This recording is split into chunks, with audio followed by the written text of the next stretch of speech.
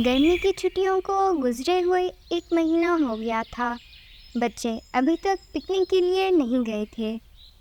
सारे बच्चे पिकनिक पर जाने के लिए बेताब थे। मामा, अभी तो आधी छुट्टियां भी गुजर गई हैं। आप अभी तक हमें पिकनिक पर नहीं लेकर गई। मैंने अपनी छुट्टियों का काम भी पूरा कर लिया है। चलेंगे बेटा, चलेंगे, ज़रूर चलेंगे। आप हर दफ़ा ऐसे ही करती हैं। पिछली दफ़ा तो आपने इंतहा कर दी थी। स्कूल खुलने से 1 हफ्ता पहले आप पिकनिक पर लेकर गई थी। सारी छुट्टियां आपने मेरी ज़ाया की थी, मुझे याद है अच्छी तरह। ठीक है, मैं कुछ करती हूँ, नहीं तो तुम मेरे रोज़ कान खा जाओगे। मैं रानों और बाकी पक्षियों से भी पूछती हूँ, हम सब मिलकर जाएंगे। इधर हीरो भी अपनी मामा से पिकनिक की जिद लगाए बैठा था। अच्छा बेटा, चलेंगे। मैं सोच रही थी कि कुछ दिन सब्र करना, घर की कुछ चीज़ें नहीं हुई हैं, पहले वो लेंगे। मामा, फिर आपने कहना वो रह गया, वो रह गया, ये रह गया। मुझे नहीं पता, मैंने पिकनिक पर जाना है, मुझे नहीं पता। अच्छा बाबा, ठीक है, आज ही मैं मीनू मौसी और टोनी से बात करती हूँ। अब मज़ा आएगा पिकनिक पे जाने का। अब मज़ा आएगा पिकनिक पे जाने का। अब खूब मज़े करेंगे, मैं और मेरे दोस्त। बस कर जाओ टीनू, ये क्या कह रहे हो? अगर पिकनिक पे ना गए तो फिर हमें मज़ा आएगा पिकनिक पे न जाने का, न जाने का। रानो और टीनू मज़े में एक दूसरे को तंग कर रहे थे। दूसरी तरफ माही झील भी पिकनिक की प्लानिंग कर रही थी। मामा, मेरा कोई दोस्त ही नहीं है। मामा, आपको याद है ना, एक दफ़ा मैं जब बारिश में भटक गया था तो रानू आंटी के घर में रुका था, उन्होंने मुझे बचाया था। हाँ बेटा, मुझे याद है, मैं कैसे भूल सकती हूँ। मामा, उनका एक बेटा है, मैं उससे दोस्ती कर लूँ? बेटा, ये तो उस पर है कि वो चील के बच्चे से दोस्ती करते हैं या नहीं।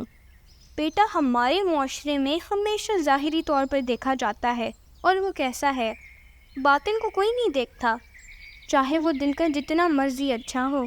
ठीक है बेटा, तुम देख लो दोस्ती करके। अगर वो तुम्हारे दोस्त बन गए तो ये बहुत अच्छी बात है, मुझे भी खुशी होगी। मामा, ये तो गलत बात है ना, ऐसे नहीं होना चाहिए। हमें सबको एक मौका देना चाहिए। मीनू मौसी पंछी मार्केट से वापस आ रही होती है तो उसकी नज़र एक अनजान गिद्ध पर पड़ती है। ये गिद्ध तो मैंने कभी इस जंगल में नहीं देखा, और ये तो इस इलाके का मालूम भी नहीं होता। ऐसा लगता है ये भी विदेश से आया है। इसे जाकर पूछती हूँ। मीनू मौसी इसके पास चली जाती है। ओए गिद्ध, यहाँ पर क्या कर रहे हो?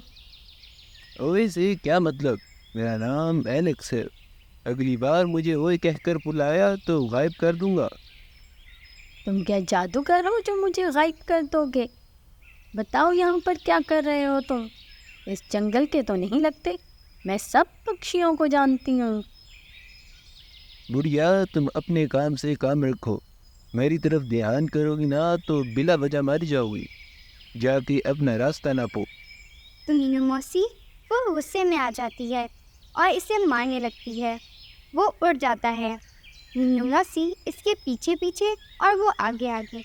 फिर वो अचानक हवा में गायब हो जाता है। मीनू मौसी डर जाती है और वापस आ जाती है।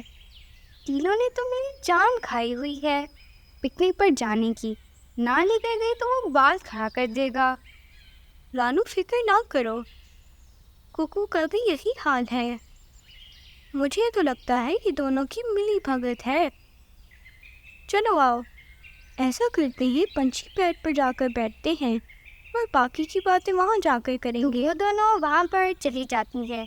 अभी वो पहुँची ही थी कि वहाँ पर मीनू मौसी भी आ जाती है। बात सुनो, मेरी बात सुनो। बात क्या हुआ है मीनू मौसी, तुम्हें सांस क्यों चढ़ा हुआ है?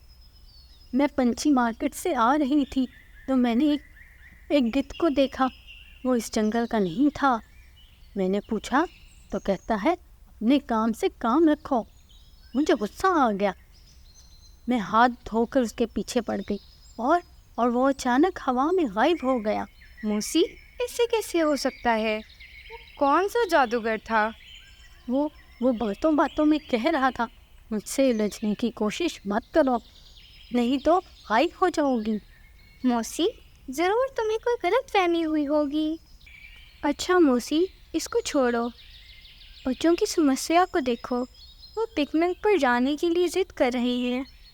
तो ले जाओ, मैंने कौन सा तुम दोनों के हाथ पकड़े हैं। मीनू मौसी, हम तुम्हें भी साथ लेकर जाएंगे, इसीलिए बता रहे थे। मीनू मौसी मान जाती है। इधर गुगू और टीलू के पास चील का बच्चा आता है। चीलू, दोस्तों कैसे हो, क्या कर रहे हो? तुम तो चील के बच्चे हो ना? नहीं नहीं, मैं चील का बच्चा नहीं हूँ, मैं तो तोते का बच्चा हूँ। नहीं, तुम चील के ही बच्चे हो। तुम एक दफ़ा बारिश में हमारे घर आए थे, मुझे अच्छे से याद है। मैं नींद में था, पर मुझे अच्छी तरह याद है कि तुम वही हो। हाँ, मैं चील का ही बच्चा हूँ। तो तुमने हमसे झूठ क्यों बोला? वो इसलिए, मेरा कोई दोस्त ही नहीं है। मैं दोस्त बनाना चाहता हूँ। चील का बच्चा देखकर मेरे से कोई दोस्ती ही नहीं करता, इसलिए मुझे झूठ बोलना पड़ा। मुझे माफ़ कर दो और मेरे से दोस्ती कर लोगी? तुम जिसके भी बच्चे हो तो एक पक्षी के ही ना। हाँ, हम दोनों तुमसे दोस्ती करेंगे। आज से तुम हमारे दोस्त और हम तुम्हारे दोस्त। तो वो तीनों दोस्त बन जाते हैं और कुछ ही देर बाद वो अपने घर चले जाते हैं। मामा, वो मेरे दोस्त बन गए हैं। अब मज़ा आएगा, वो मेरे दोस्त बन गए हैं। मैं उनके साथ खूब खेला करूँगा। बेटा, मुझे बहुत खुशी है कि वो तुम्हारे दोस्त बन गए। टीलू और कुकू भी अपने अपने घर आ जाते हैं। मामा, वो एक दफ़ा हमारे घर चील का बच्चा आया था ना, वो हमसे दोस्ती करने को कह रहा था और हमने उससे दोस्ती कर ली। और उसका कोई दोस्त नहीं था ना, इसलिए। ये तो अच्छी बात है, मगर झगड़ा नहीं करना किसी से। मेरे पास एक गुड न्यूज़ है, हम कल पिकनिक पे जा रहे हैं। आहा आहा, अब मज़ा आएगा पिकनिक पे जाने का। अब मज़ा आएगा पिकनिक पे जाने का। हम खूब मज़े करेंगे, मैं और मेरा दोस्त, मैं और मेरे दोस्त। तो फिर से तुम शुरू हो गए। टीलू, तुम ऐसा करो, अपने नए दोस्त को भी साथ ले आना। टीलू ये बात सुनकर और भी खुश हो जाता है। दूसरी तरफ गिद्धों का मुखिया सबसे खबर लेता है और इनकी बस्ती में शिकार ख़त्म हो रहा था, इसलिए वो अपनी जादुई नगरी से बाहर आकर शिकार कर रहे थे। इनके सरदार का नाम काना था, क्योंकि वो एक आंख से काना था।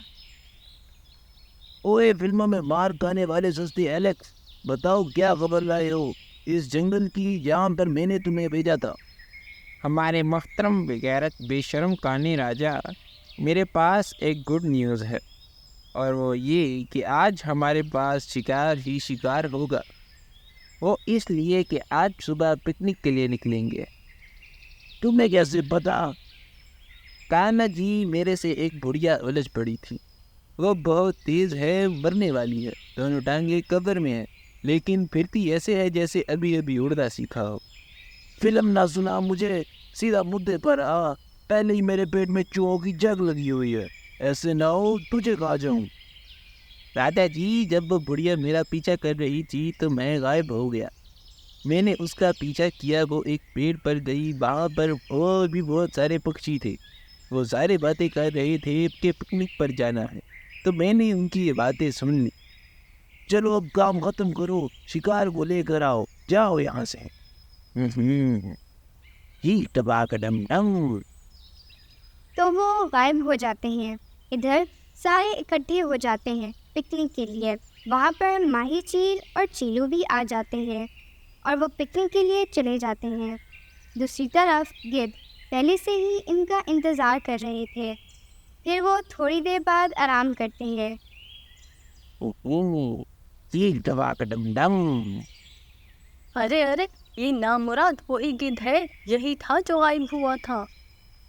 ए बुढ़ी बढ़िया, अब मैं अपने साथ साथ इन बच्चों को भी गायब कर दूंगा और मसाले लगा लगा कर खाऊंगा। चील इसके गर्दन पर हमला करने लगती है, तो वो बच्चों को लेकर गायब हो जाते हैं। इस नामुराद ने तो हमारे बच्चों को गायब कर दिया। मौसी मौसी मुझे बताओ वो कहाँ गया था? मुझे नहीं पता, वो अचानक गायब हो गया था। रानू, अब हम क्या करें? मेरी बात सुनो, हम सब इसके पास जा सकते हैं और हम अपने बच्चों को पकड़ेंगे और वहाँ से फ़ौरन वापस आ जाएंगे। जादुई पत्थर, सामने आओ, हमें वहाँ पर लेकर जाओ जहाँ पर हमारे बच्चे हैं। तो वो पत्थर वहाँ पर ले जाता है। जब वो वहाँ पर जाते हैं तो उनके बच्चे एक पिंजरे में थे। ओए काने, हमारे बच्चों को छोड़ दे, नहीं तो मैं तुम्हारा फ़ोन पी जाऊंगी। ओए इस स्टोरी के सस्ते एक्टर, तूने इसे बता दिया कि मैं कहाँ हूँ? नहीं राजा जी, वो कौन सा अंधे हैं? सबको पता है कि आप काने हैं, तो काने को काना नहीं कहना तो और क्या कहेंगे? तो वो उन पर हमला करने लगते हैं। माही चील दोनों को मार देती है। काना ये देखकर हैरान हो जाता है।